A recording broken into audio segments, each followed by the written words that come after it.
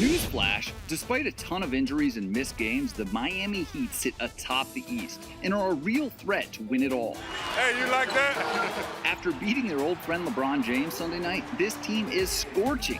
This one belongs to the Heat. They've won 12 of their last 16, but how? Miami Heat culture. That too, but more specifically, this is one of the best passing and shooting teams in the whole league. They lead the East in assist percentage, and Miami is using those dimes to create and knock down triples at elite rates. Kaboom! The Heat not only rank second in the East with 14 three-pointers per 100 possessions, their 37.6% conversion rate from three-point land is second in the conference as well. This is the Kyle Lowry effect. The Heat's new point guard is the passer in 3 of this team's top 4 passer-shooter combinations from downtown. You gotta love Kyle Lowry as quarterback number 1 in Miami.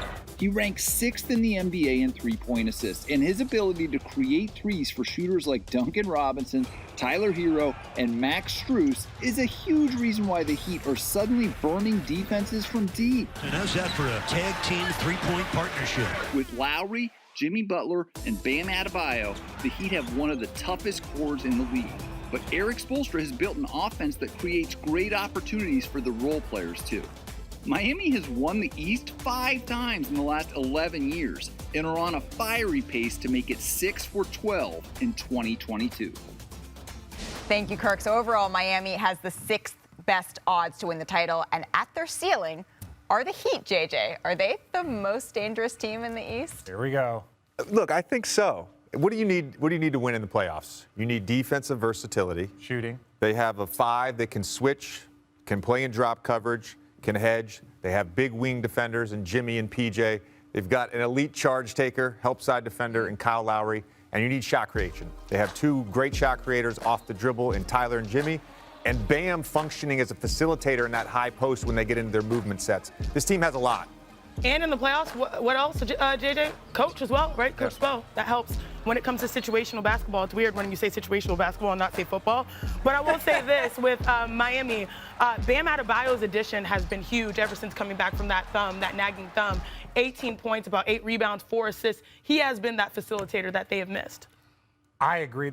The thing about the Miami Heat that make them so unique is that you look at Philly. I'm sorry. Like Philly, if they're not 100% whole, I'm not picking them.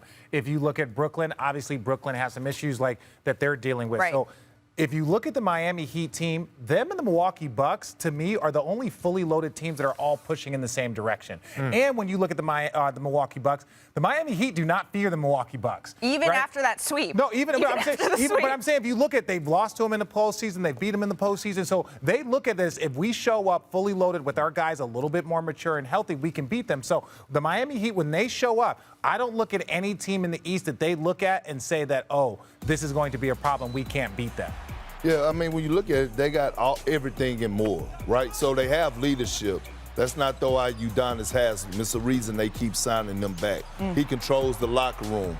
He gets everybody in order. He allows Eric Spoelstra to be Eric Spoelstra and hold people accountable because you don't want to have to deal with UD. That's the first thing. Then they have culture, right? So he is culture, but I'm talking about they have identity. They them goons from Dade County. One thing you know about them, they're going to compete for 48 minutes.